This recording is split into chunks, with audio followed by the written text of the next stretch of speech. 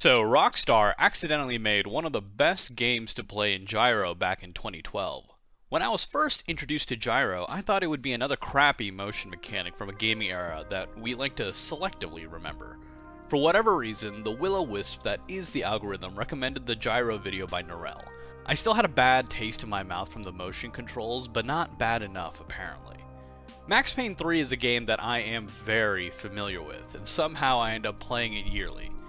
Something about Max's positive attitude helps me feel solace when I am feeling sad. I imagine the elevator doors opening to a firing squad of muzzles. As far as I could see it, the one thing my plan had going was that no one else would be stupid enough to pull this move.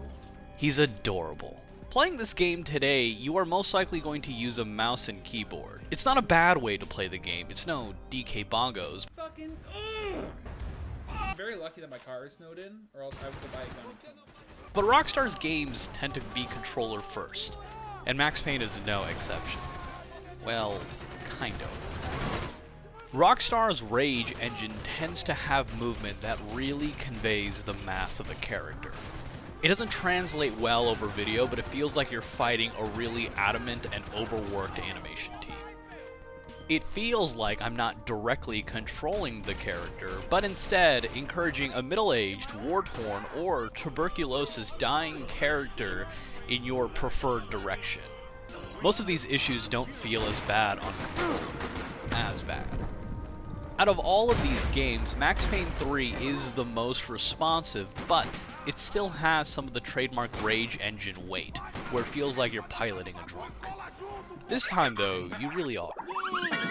But on top of this, they have the shoot-dodge mechanic, where you have to intentionally launch his 200-pound middle-aged ass through the air. The player has to navigate a cacophony of animations. Combine this with a symphony of bullets, and inevitably, it'll lead to a death or two.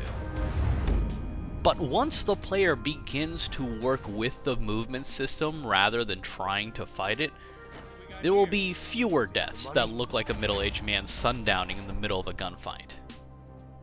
There is still a problem with the gunplay though. To be clear, I think Max Payne 3 has the best gunplay out of all Rockstar's games. Hell, I think it's more fun than most third-person shooters. Max Payne's gunplay has pinpoint shooting, and in some of these later stages, you really have to perform at a level that is not feasible with a controller. As YouTuber Racevic stated on this exact topic, the dot for a crosshair is now quite literal in where your bullets are going. A curious choice, as being handled by Rockstar, the game flipped platforms.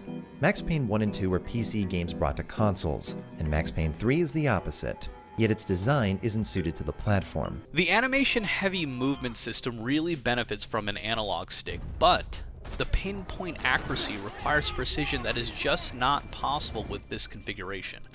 Enemies can be extremely deadly. Movement is not as responsive as the player may like, and shooting demands a level of accuracy and speed that just does not seem possible with the usual tools.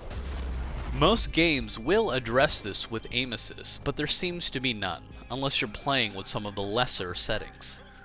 If you think Max Payne addresses this with soft locking, then you're dead to me. The soft locking aiming in all their games is awful. It makes almost all their guns feel the same, and is probably the reason why people describe their games as shooting galleries. And honestly, once Rockstar starts stripping Euphoria ragdolls out of all their games, the guns went back to feeling as powerless as ever.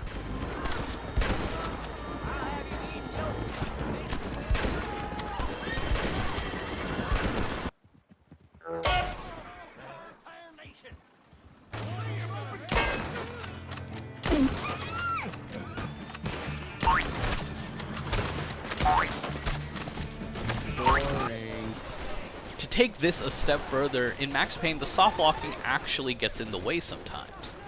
In later levels, enemies come covered in bulletproof armor, and pumping bullets into the chest is one of the best ways to tickle a Brazilian man rather than putting one down. Going back to free aim on analog, using bullet time is a good way to buy yourself some extra time to line up the shots, but it's not free. Using it like this will burn through the meter faster than it recovers, forcing the player to sit behind cover for it to fill. Your only other option is to throw out desperate shoot dodges to force slow motion. This, however, puts the player completely out of cover, and given how deadly enemies are, this will most likely result in a death. The real solution is to start aiming better, and to do that, we need to expand our toolset. We gotta bring gyro into the mix. I'm done playing games!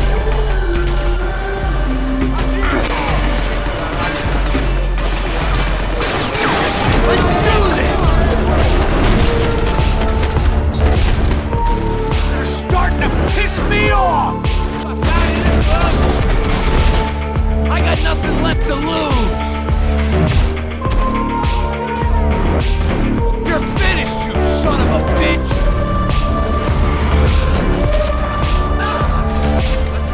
I got nowhere else to be! Well, screw you!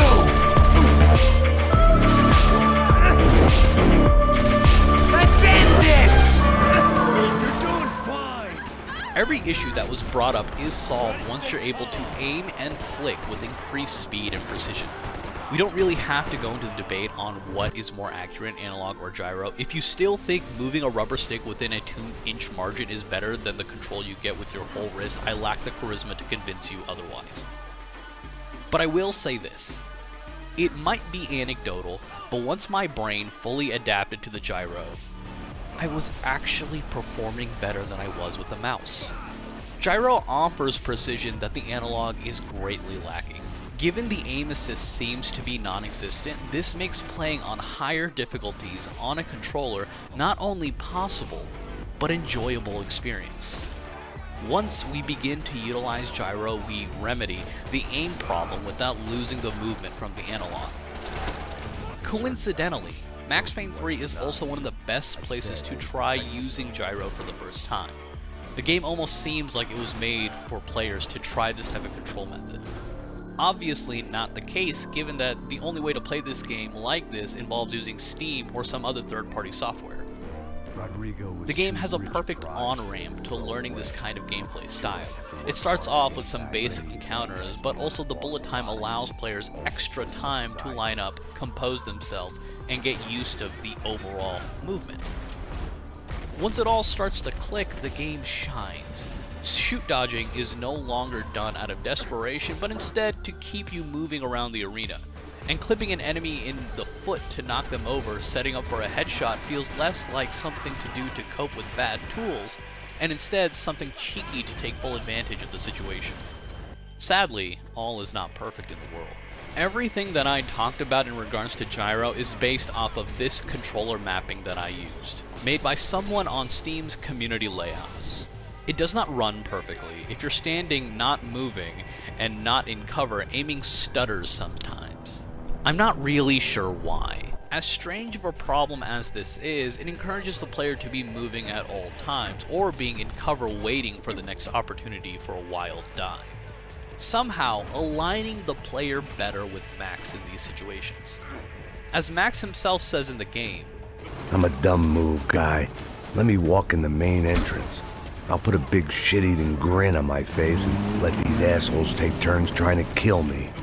That's my style, and it's too late in the day to hope for change. it's messy, it's chaotic, but at the same time there is precision and brutality. The piece de resistance to all of this is that even the small physical movement in real life that is required to aim at enemies almost brings a sort of harmony to Max's animation-heavy movement. I'm far from feeling like a pill-popping burnout with the Dead family, but there is a thrill that can be felt that isn't quite there on analog or with a mouse and keyboard. So, if this game is just rotting in your Steam backlog, or if you haven't touched it since it came out back in 2012, do yourself a favor.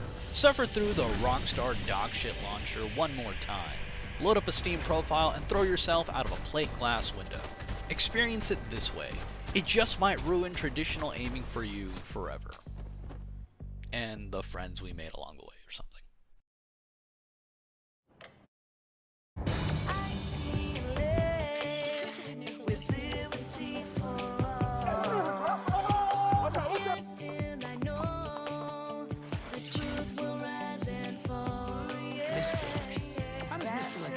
Is it in the right hand? The left hand? Right? Left? Right?